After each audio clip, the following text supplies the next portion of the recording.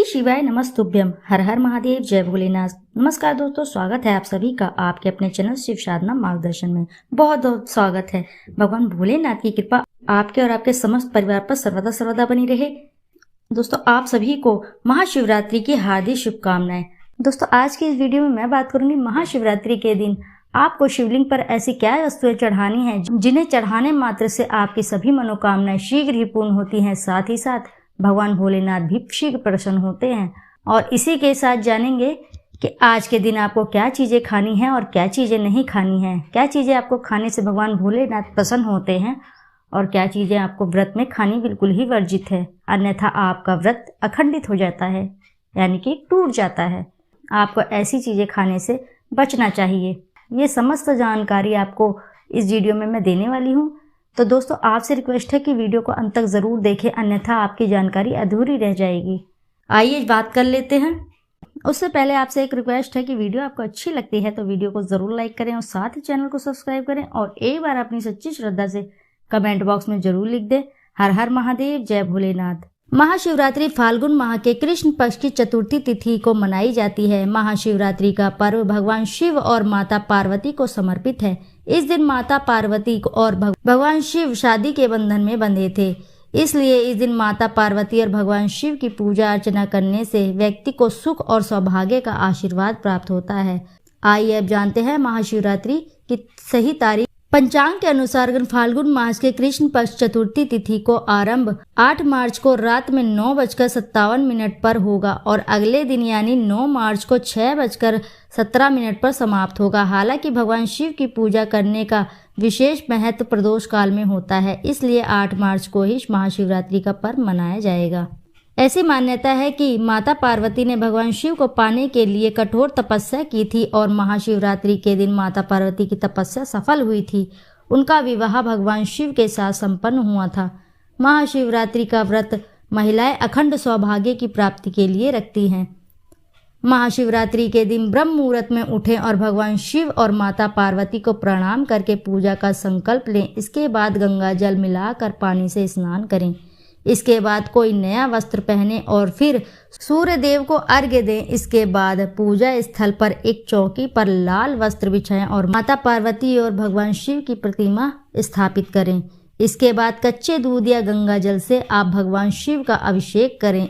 1 लोटा जल सभी समस्याओं का हल, यानी 1 लोटा जल भगवान शिव को चढ़ाने से मनुष्य की सारी समस्याओं का निवारण हो जाता है। शिव जी को जल अर्पित करते वक्त बिल पत्र पर शहद लगाकर चढ़ाना, आंकड़े का फूल चढ़ाना और चंदन अर्पित करना बहुत ही शुभ होता है। ऐसा करने से भगवान शिव जल्दी प्रसन्न हो जाते हैं। इस उपाय को आप शिवरात्रि के दिन जरूर करिएगा। भगवान शिव जी की कृपा आपके ऊपर सदैव बनी रहेगी। अगला उपाय है, जो बिल्व पत्र भगवान शिव पर चढ़ाया जाता है उसे फेंकना नहीं है, अपितु उसे खा लेना चाहिए। ऐसा करने से मनुष्य रोग मुक्त हो जाता है। अगला उपाय, परिवार का कोई सदस्य भी गंभीर रोग से पीड़ित है तो शमी के पेड़ से एक फूल लेकर नीलकंठेश्वर महादेव का जप करते हुए शिवलिंग पर चढ़ाना चाहिए। इसके बाद नीलकंठेश्वर महादेव से थोड़ा जल लेकर उस रोगी के शरीर पर लगाना चाहिए। इस उपाय से रोगी को बेहद ही लाभ मिलता है। किसी की समय पर शादी नहीं हो पा रही है या विवाह में अड़चन आ रही है या बाधाएं आ रही है तो एक सूखा नारियल का गोला लेकर ऊपर की ओर थोड़ा सा ढक्कन की तरह काट लें। फिर इस नारियल में सत्यनारायण भगवान का प्रसाद या पंजीरी भरकर उसे कटे हुए भाग से बंद कर दें। इस नारियल को किसी भी पीपल के पेड़ के नीचे दबा दें। शिव जी की कृपा से उस व्यक्ति का विवाह शीघ्र ही हो जाता है। इसी के साथ अगला उपाय है, परिवार के किसी भी सदस्य को अकाल मृत्यु से बचाना है तो आप नर्मदा नदी से निकले शिवलिंग को अपने घर के मंदिर में स्थापित कर उसकी नित्य पूजा करें। इससे आपके घर में कभी भी अकाल मृत्यु नहीं होती है। यदि किसी महिला के संतान की प्राप्ति नहीं हो रही है तो उस महिला को रजस्वला यानी मासिक धर्म के 7वें दिन सफेद आंकड़े की जड़ को लेकर शिवलिंग पर 7 बार घुमाकर शिवजी का आह्वान करते हुए संतान प्राप्ति के लिए प्रार्थना करें। फिर उस आंकड़े की जड़ को किसी लाल कपड़े में बांधकर महिला की कमर पर बांध दें। इस उपाय से शिवजी चाहेंगे तो जल्द ही आपकी गोद भर जाएगी। यदि बहुत सारा कर्ज हो गया है तो वटकेश्वर महादेव का नाम लें और थोड़े दिन तक वट वृक्ष के नीचे एक लोटा जल अर्पित करते रहें। धीरे धीरे कर्ज से जुड़ी सारी समस्याएं आपकी दूर हो जाएंगी। नजर दोष निवारण के लिए शिवरात्रि के दिन 12 कांटे वाला धतूरा लेकर इसको शिवलिंग पर 7 बार फेरते हुए ओम नमः शिवाय मंत्र का जाप करें। इसके बाद धतूरे को दूसरे दिन जिस जगह नजर लगी है उस जगह पर लाल कपड़े में बांधकर लटका दें। इससे नजर दोष तो दूर हो जाएगा आपका। यदि आर्थिक तंगी से परेशान है तो बेल पत्र पर लाल चंदन लगाकर शिवलिंग पर चढ़ा दें। इससे माता लक्ष्मी भी प्रसन्न होती हैं और उनके आशीर्वाद से कभी भी आर्थिक तंगी नहीं होती है। इसी के साथ अगला उपाय, गंभीर रोग से मुक्ति पाने के लिए शिवरात्रि के दिन या सावन मास के सोमवार पर गोबरी को जलाकर राख कर दें। अब गोबरी की राख और गंगा जल को मिश्रित करके एक लेप जैसा तैयार करें। अब इसे रोगी के शरीर पर लगाएं। इससे रोग में फायदा होता है। भगवान शिव की पूजा आराधना और विशेष कृपा पाने के लिए सावन महीना प्रदोष व्रत, सोमवार, मासिक शिवरात्रि और महाशिवरात्रि के पर्व का विशेष महत्व होता है। हिंदू कैलेंडर के अनुसार हर वर्ष फाल्गुन माह के कृष्ण पक्ष की चतुर्थी तिथि को महाशिवरात्रि मनाई जाती है। वैसे तो हिंदू पंचांग के अनुसार हर एक माह की कृष्ण पक्ष की चतुर्थी तिथि को मासिक शिवरात्रि का व्रत और पूजा साधना की जाती है, लेकिन फाल्गुन माह की चतुर्थी तिथि को महाशिवरात्रि के रूप में मनाई जाती है। महाशिवरात्रि पर देश भर के सभी ज्योतिर्लिंगों और शिवालयों में शिव भक्तों की भारी भीड़ होती है, जहां पर शिवलिंग का जलाभिषेक विधि विधान के रूप में किया जाता है। वह शिवरात्रि वह महारात्रि है जिसका शिव तत्व से घनिष्ठ संबंध है। यह पर्व शिव के दिव्य और अवतरण का मंगल सूचक पर्व है। उनके निराकार से साकार रूप में अवतरण की रात्रि ही महाशिवरात्रि कहलाती है।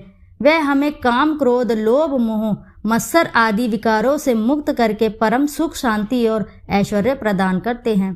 फाल्गुन माह के कृष्ण पक्ष की चतुर्थी तिथि पर भगवान शिव सबसे पहले शिवलिंग के स्वरूप में प्रकट हुए थे। इसी कारण इस तिथि को भगवान शिव के ज्योतिर्लिंग के प्रकाट्य पर्व के रूप में हर वर्ष महाशिवरात्रि के रूप में मनाया जाता है। शिव पुराण के अनुसार शिव जी का निराकार स्वरूप का प्रतीक लिंग शिवरात्रि की पावन तिथि की महानिशा में प्रकट होकर सर्वप्रथम ब्रह्मा और विष्णु के द्वारा पूजित हुआ था।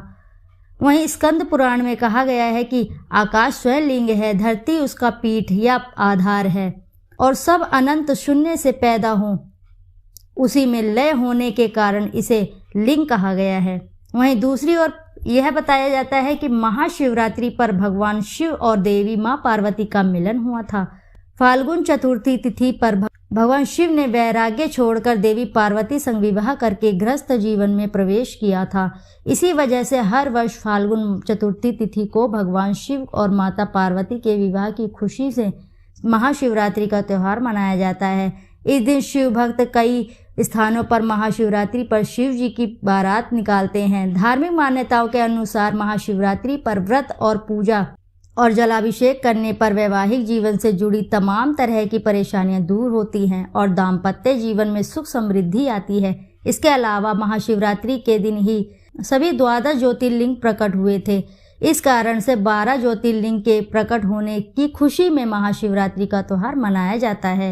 इस दिन भक्त शिवरात्रि का उपवास रखते हैं और शिवलिंग का रुद्राभिषेक करते हैं। रात्रि में शिवलिंग की विशेष पूजा की जाती है। इस दिन व्रत रखने का विशेष नियम है। जो भी व्यक्ति शिवरात्रि पर भक्ति भाव से भगवान शंकर का व्रत करता है उसकी सारी मनोकामना पूर्ण होती हैं। कई लोग इस व्रत को निर्जला रखते हैं तो कई व्रत में फल आहार लेते हैं। व्रत में खास नियमों का पालन करना चाहिए और केवल सात्विक भोजन का ही सेवन करना चाहिए। तो आइए जानते हैं व्रत में क्या खाना चाहिए और क्या नहीं। उससे पहले आपसे छोटी सी एक रिक्वेस्ट है, यदि वीडियो आपको अच्छी लगती है तो वीडियो को जरूर लाइक करें और साथ ही चैनल को सब्सक्राइब करें। एक बार अपनी सच्ची श्रद्धा से जरूर लिख दे कमेंट में हर हर महादेव, जय भोलेनाथ। देखिए दोस्तों, आपका एक लाइक और कमेंट मुझे प्रोत्साहन देता है ऐसी ही नई नई जानकारी लाने के लिए। तो आइए बात करते हैं महाशिवरात्रि व्रत में आपको क्या खाना चाहिए। साबूदाना पोषण से भरपूर होता है। इस व्रत में साबूदाना की खिचड़ी, खीर, साबूदाना बड़ा बनाकर खा सकते हैं। यह आपको सारी दिन एनर्जी देगा। साबूदाना में प्रोटीन, फाइबर, कार्ब्स होता है जो शरीर के लिए बेहद लाभदायक होता है। तो इसका सेवन आप महाशिवरात्रि के दिन अवश्य करें। और अगली बात है, व्रत में आप रंग बिरंगे फलों से बनी फ्रूट चाट खा सकते हैं। यह शरीर में फाइबर की कमी नहीं आने देता तथा व्रत में लंबे समय तक पेट भरा रहता है। सेब, संतरा, अंगूर, अमरूद, बेर, केला, अनार, चीकू से चाट बनाकर खा सकते हैं। महाशिवरात्रि व्रत में कुटू का आटा भी खाया जाता है। यह सात्विक भोजन होता है। कुटू के आटे से बना हलवा, पूरी या पकोड़े बनाकर खा सकते हैं। इसी के साथ आलू को व्रत में खाया जाता है। आलू से बने चिप्स, आलू का हलवा और आलू से बनी सब्जी का व्रत में ग्रहण कर सकते हैं। और अगली चीज है समा का चावल, जिसे समक भी कहा जाता है। व्रत में इसका सेवन किया जाता है। इससे बनी खीर व्रत में खा सकते हैं। व्रत में तरोताजा रहने के लिए ठंडाई का सेवन कर सकते हैं। इसे घर पर ही दूध से बनाकर पी सकते हैं। ठंडाई में बादाम, काजू, केसर डालकर इसे बना सकते हैं। और अगली चीज है व्रत में काजू, बादाम, किशमिश, पिस्ता, खजूर, अखरोट का सेवन आपको सारा दिन एनर्जी देगा। इससे आपको भूख भी नहीं लगेगी और सारा दिन एनर्जी महसूस करेंगे। व्रत में खुद को हाइड्रेट रखने के लिए नारियल पानी बहुत अच्छा रहता है। आप नारियल पानी का इस्तेमाल करें तो बहुत ही अच्छा रहेगा आपके लिए। किसी भी फ्रूट जूस को आप व्रत में पी सकते हैं। बस ध्यान रहे कि सफ़ेद नमक नहीं खाना चाहिए आपको। इस दिन सफ़ेद नमक से आपको परहेज करना है। महाशिवरात्रि का व्रत शाम को पूजा करने के बाद खोला जाता है।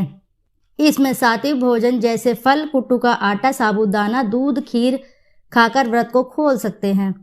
इसी के साथ आपको महाशिवरात्रि के व्रत में क्या नहीं खाना है।